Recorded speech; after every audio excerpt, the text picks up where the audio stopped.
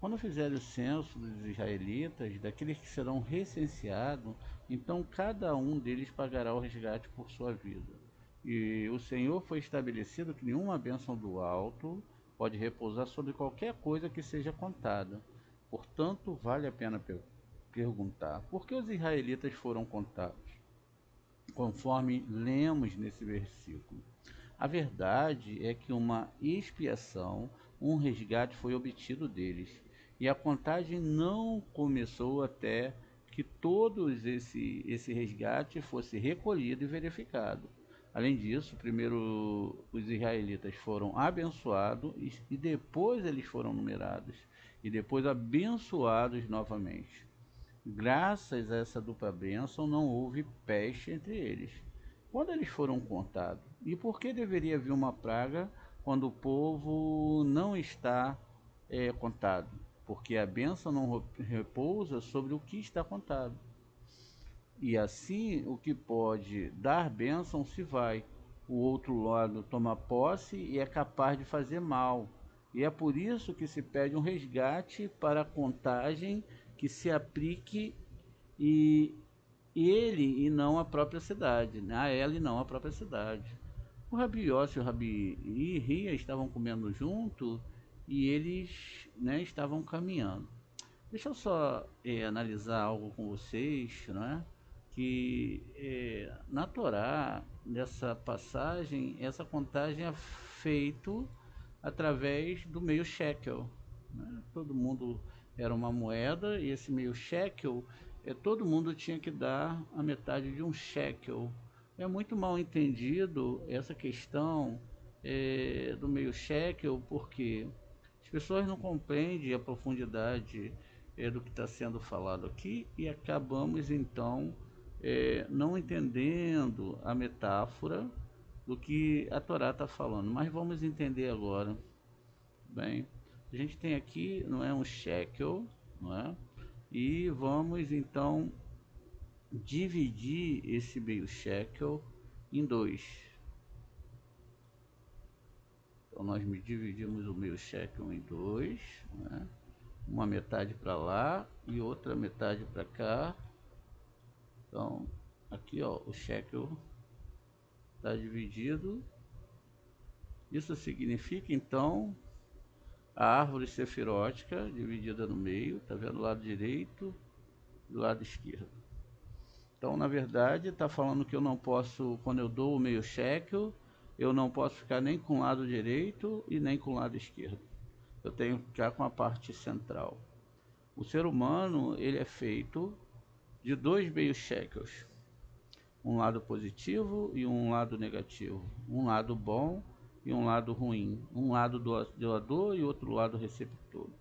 Eu tenho que usar esses dois lados, ou seja, eu tenho que colocar amor no meu lado negativo, até que eu consiga iluminar esse lado a ponto de que essas forças elas não tenham, né, as forças negativas não proeminência sobre a minha alma e o meu corpo. E assim eu entendo agora como funciona o meio shekel, não é? Então, essa contagem é saber fazer exatamente essa análise, não é? Do que nós estamos falando aqui. Muito bem, continuamos aqui. O Rabi Yossi e o Rabi Ria estavam comendo juntos um dia. Eles caminharam até a escuridão, cair e depois sentaram-se e conversaram sobre muitos assuntos, até o amanhecer. E levantaram-se mais cedo e continuaram seu caminho. O Rabi Ria disse: olhe o leste. A gente sabe que o leste significa Tiferet, com o seu rosto começa a brilhar, né? E agora todos os filhos do Oriente se habitam, né? Que habitam as montanhas de luz adorarão a luz que precede do sol, antes que dele aparecer. Pois o sol tem muitos adoradores, mas esses são os adoradores dos seus presságios, e o que chama de o Deus da pérola brilhante. E o seu juramento é feito por Ará, da pérola brilhante. E não diga que esta adoração é vã, pois nela há uma sabedoria conhecida desde os primeiros tempos.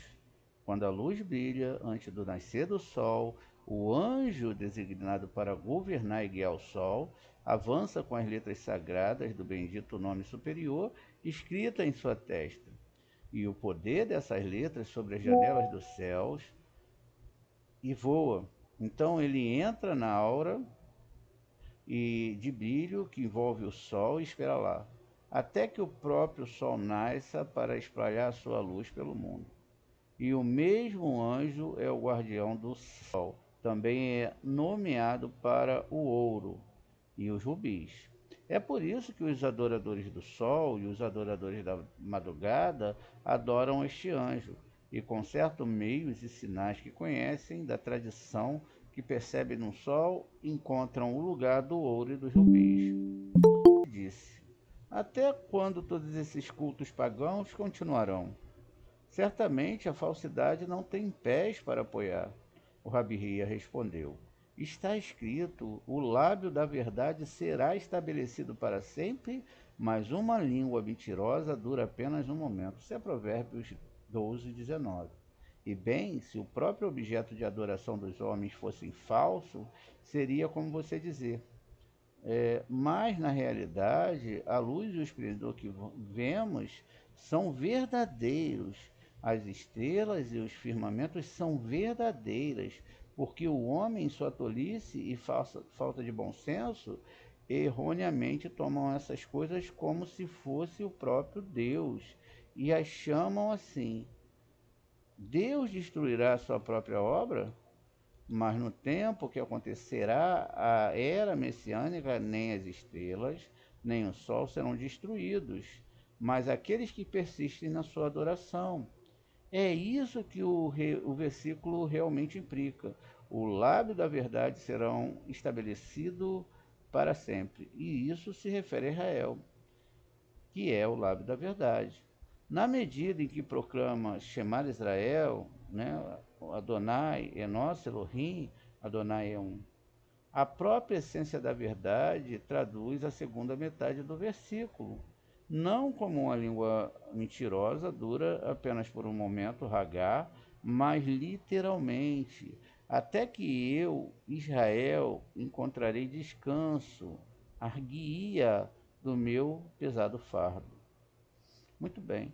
Veja, mesmo que os homens adorem esses seres, esse ser que vem trazendo essa luz do sol, as estrelas, esses astros, eles não são culpados.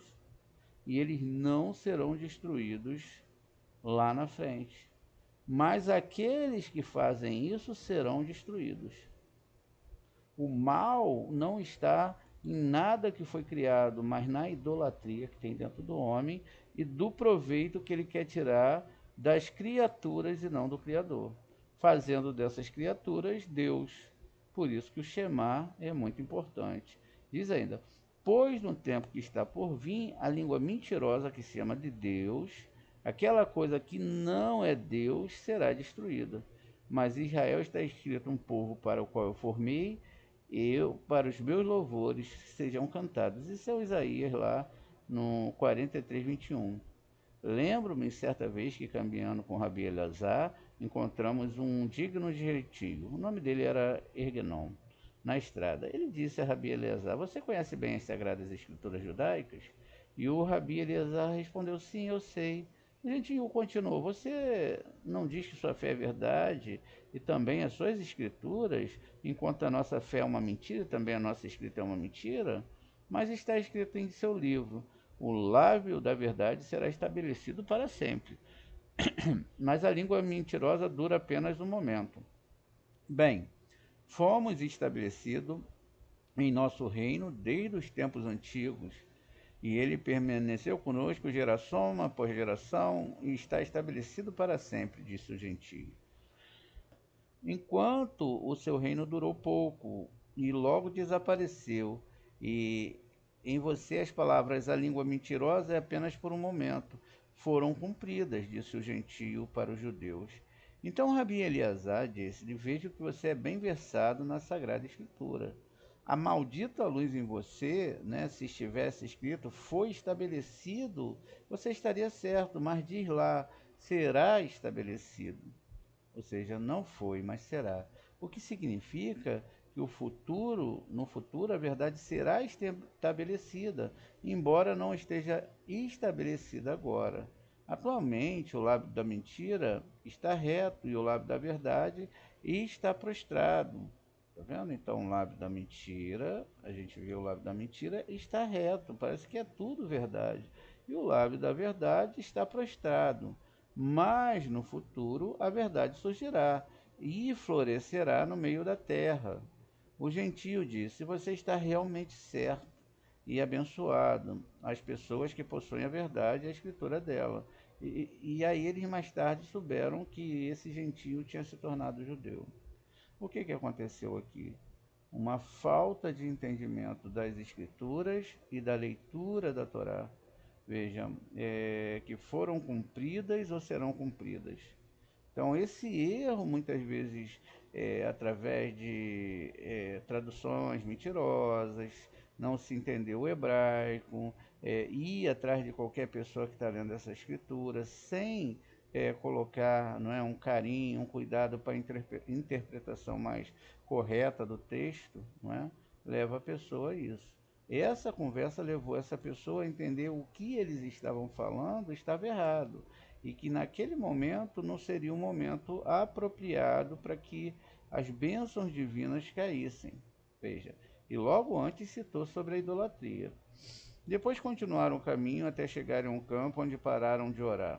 Pararam para orar. Né? Depois continuaram o caminho até chegarem a um campo onde pararam para orar. Então eles exclamaram: de agora em diante vamos nos unir a Sheriná. E enquanto caminhamos, vamos discutir sobre a Torá. O Rabi Yossi então começou citando o seguinte versículo: eis que todos aqueles que estão irados contra ti serão envergonhados e confundidos. Isso é o que diz Isaías no 41:11. 41:11, exatamente. Ele disse: o santo bendito seja ele, fará com que o tempo vindouro todas as coisas boas que ele prometeu a Israel, pela boca dos verdadeiros profetas, e na esperança da qual Israel pode sofrer tanto no exílio. Pois se não fosse por aquelas promessas gloriosas que os israelitas veem escritas nas Escrituras e que aguardam com tanto entusiasmo, não teriam tido forças para suportar os rigores do exílio. Mas, do jeito que estão, eles consertam as casas de estudos, não é? Abrem os livros sagrados e neles leem todas as coisas boas que o santo lhe prometeu e são consolados no exílio. Ficarão envergonhadas e confundidas diante de você. Assim está escrito: ouvi a palavra do Senhor, vós que temeis suas palavras, vossos irmãos que vos odeiam, que vos vos enviam mensagem impura por causa do meu nome. Dizem: glorificado seja o Senhor, para que possamos ver sua alegria. Mas eles ficarão envergonhados. Veja, todas essas pessoas que foram contra o Eterno. Por isso que a Torá proíbe de você ir conversar com escarnecedores. Por quê? Vamos lá. A pessoa pega uma tradução, não é, dentro da Torá, ela pega aqui, vem aqui, não é? Nós nascemos num local que não se fala o hebraico, nascemos fora de Israel, mas podemos estudar em hebraico, temos a habilidade, não é? Ó. Então ele chega aqui, lê tudo que está aqui traduzido aqui. Então ele vai falar aqui: olha só, tá vendo? Ó, olha, aqui está aqui, e lá no outro texto tá de outro jeito. Veja só como é que essa Torá está errada, né? Aí começa-se a levantar um monte de coisa dentro da tradução. E pasme, até pessoas que dizem falar o hebraico. E, por exemplo, quando chega. Eu estava vendo aqui, ontem eu até editei esse vídeo, foi para o canal. O Alex fez uma pergunta sobre a questão é, da formação, da forma, né? Fazer idolatria, forma, que o homem foi feito a forma de Deus, como que funcionaria isso. E a gente deu uma percorrida na Torá e nas três formas de se escrever Torá, todas elas eram diferentes. Elas tinham conotações diferentes e tinham apontamentos diferentes. Mas para ver imagem de fundição, imagem que Deus criou e outras imagens que é falado na Torá, o que, que eles pensam? Não, é tudo imagem mesmo. Não há uma diferenciação. E aí eles sentenciam que a Torá está errada. E aí é que mora o perigo, porque depois que isso entra na cabeça da pessoa, para ela pegar de novo e limpar isso, aquilo vai lá, ó, aquela passagem está errada, mas não está, não está. Em hebraico não está. Ah, Deus se arrependeu de ter criado a humanidade. E seja, tem que se ter muito cuidado, né? Então, no final, essas pessoas serão envergonhadas, todos aqueles que foram contra essa Torá. E diz: aqueles que tremem sua palavra são aqueles que suportam muito mal e muitas censuram, uma após a outra, como está escrito: ouvimos uma voz de tremor, de medo e não de paz. Vejam, aqueles que tremem da sua palavra, aqueles que temem, são aqueles que suportam muito mal e muita censura, uma após a outra, como está escrito: ouvimos uma voz de tremor, de medo e não de paz. Jeremias 35. Seus irmãos te odeiam, são os filhos de Esaú. Tá vendo? Nós vamos passar por tudo isso aqui, ó, mais uma vez. Aqueles que temem da Torá são aqueles que suportaram muito mal e muitas censuras, uma após a outra, como está escrito: ouvimos uma voz de tremor, de medo e não de paz. Seus irmãos que te odeiam são filhos de Esaú. Tá vendo quem odeia? Aqueles que são contra a Torá. Aqueles que lançaram que vocês são impuros, William, eles falaram que a Torá é impura. Como é dito, eles clamaram, não é, a eles, partam, eles são impuros. Isso é Lamentação 4,15. Pois nenhum povo no mundo despreza Israel tão manifestamente, cuspindo em seu rosto com desprezo, como faz os filhos de Edom, que lhes dizem: vocês estão todos impuros como uma mulher menstruada. Por amor do meu nome, seja glorificado o Senhor, eles dizem. Somos filhos do Deus vivo, eles dizem, e o seu nome é glorificado em nós, eles dizem. Reinamos sobre o mundo por causa daquele que é chamado grande, como está dito: Esaú, seus filhos mais velhos. Isso é o Bereshit no 27:15. E Deus também é chamado de grande, Terrilim 143. Enquanto você é o menor de todo, você é o Jacó, o filho mais novo. Esse é o Bereshit 27:15. Onde está o seu Deus? Eles perguntam. Onde estão todas aquelas coisas boas que te deixaria com inveja, que deixaria com inveja todas as outras nações? Ficamos muito satisfeitos em ver aquela alegria da qual vocês se vangloriam, dizendo: eles são envergonhados, mas o Espírito do Santo responde com eco: eles serão envergonhados. O Rabi Hia disse: na verdade, é assim. Contudo, vemos tal como fizeram os grandes que estiveram nesse mundo, nos primeiros anos, que o exílio é prolongado e que o filho de Davi, o Machia, ainda não apareceu. Rabi Yossi respondeu: sim, mas o que permite a Israel suportar o seu exílio por tanto tempo? São aquelas promessas que o santo fez aos israelitas, como já apontamos. Assim, quando vão às sinagogas e à casa de estudo, e veem todas essas consolações, todas essas esperanças reconfortantes e seguras. Alegrem-se no coração e são capazes de suportar tudo o que lhe acontece. E caso contrário, eles não seriam capazes de fazê-lo. O Rabi Hia disse: é verdade. E tudo depende do arrependimento. Veja, tudo depende do arrependimento.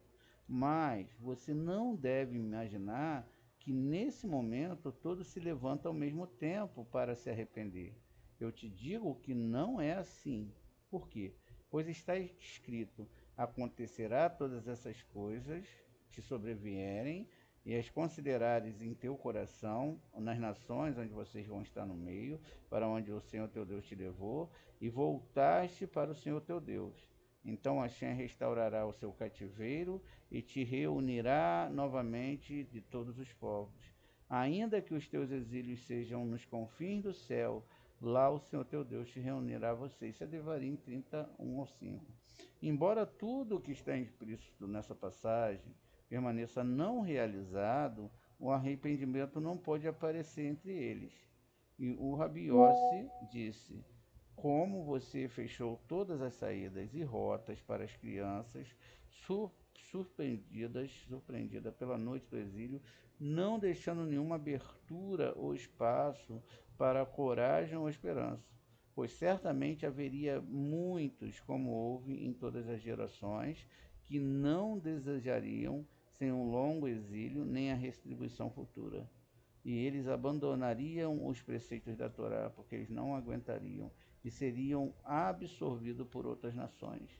Não é assim, disse, como uma mulher grávida, quando o parto se aproxima, contorce-se e chora de dor. Assim temos o estado na tua presença, Shem. Isaías 36, 17. Bem, a duração normal da gravidez é de 9 meses, mas acontece frequentemente que a criança nasce apenas alguns dias no nono mês, e assim toda dor e tristeza acontece no nono mês. Por isso é importante que o período completo da gravidez tenha passado. O mesmo acontece com os israelitas depois de terem experimentado as dores do exílio. Assim que se arrependerem, serão considerados como se tivessem realmente suportado todas as coisas mencionadas na Escritura.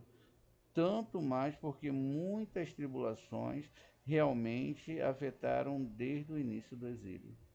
Está escrito: quando você estiver em apuro e todas essas coisas acontecerem sobre você nos últimos dias, Devarim 4:30, o grande amor que o santo concedeu a Israel pode ser ilustrado pela seguinte parábola: um rei tinha um filho único a quem amava com amor.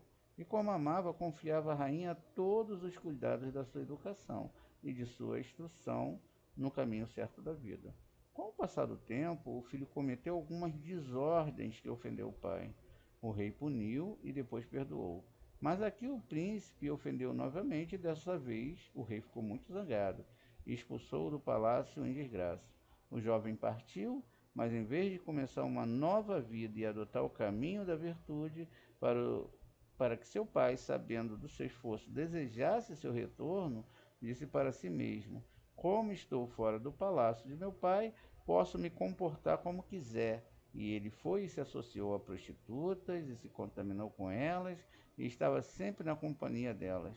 A rainha, sua mãe, descobria sobre ele todos os dias, sabendo das suas ações diariamente, incluindo suas associações com prostitutas, e ela chorou amargamente e sofreu por seu filho. Um dia o rei entrou em seu quarto, a encontrou chorando e perguntou a ela: por que você está chorando? E ela respondeu: será que eu não poderia chorar quando nosso filho está fora do palácio do rei e se envolve com prostitutas?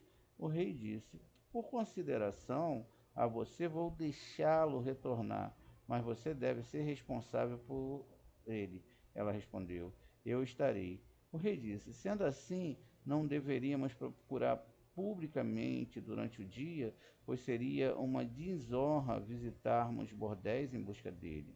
Se não tivesse se desagradado tão manifestantemente, eu teria ido procurar com grande pompa diante de toda a minha equipe.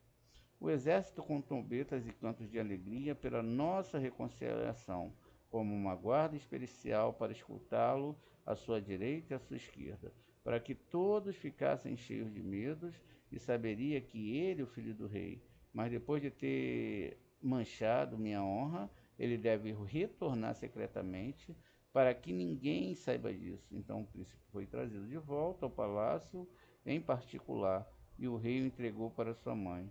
Depois de um tempo, ele se comportou mal novamente. O que ele fez, o rei? Ele expulsou a mãe e o filho junto do palácio, dizendo: vocês devem ser expulsos juntos, e sair sofreu exílio e a punição.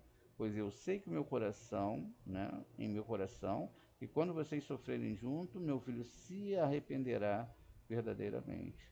Por isso que a Torá só fala que a retificação só vem através do sofrimento, porque aí vai gerar verdadeiramente um arrependimento para não se repetir o erro cometido.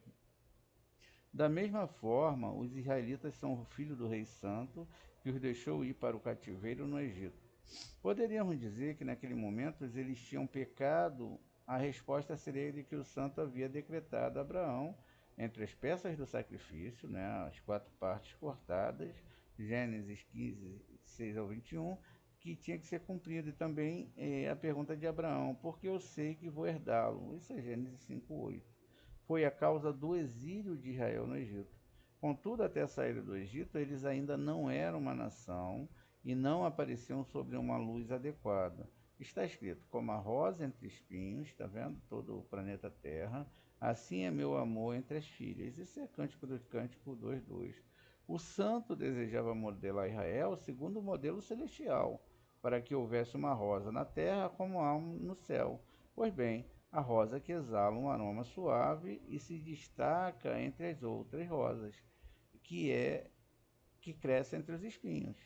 Essa é a natureza das rosas, pois ele plantou roseiras em número de 70 pares, cada um composto por um macho e uma fêmea, ou seja, as 70 almas descendentes de Jacó, e as colocou todas entre os espinhos. E esses espinhos, assim que as rosas apareceram entre eles, produziram galhos e folhas e dominaram o mundo. Quando o santo veio arrancar a rosa do, do meio dos seus espinhos, eles murcharam e perderam valor. Quando ele foi colher esta rosa para tirar seu primogênito do Egito, o rei veio com muitos exércitos, anjos com bandeiras agitadas, e o libertou, o seu primogênito, da escravidão, por muitos atos poderosos, e trouxe para o seu palácio. Lá ele residiu por um longo tempo com o rei. Quando pecou contra seu pai, ele o repreendeu e o puniu. E a ira do Senhor se acendeu contra Israel, e ele os entregou na mão dos saqueadores que os saquearam. Esse é Juízes 2,14. E quando ele pecou novamente, foi contra o seu pai, foi expulso da casa do pai. Então os israelitas fizeram um Hilu Hashem, e eles viram que havia sido lançados na Babilônia, de modo que tornaram tolo e misturaram livremente com as nações pagãs. Tomaram esposas estranhas como esposas e tiveram filhos com elas.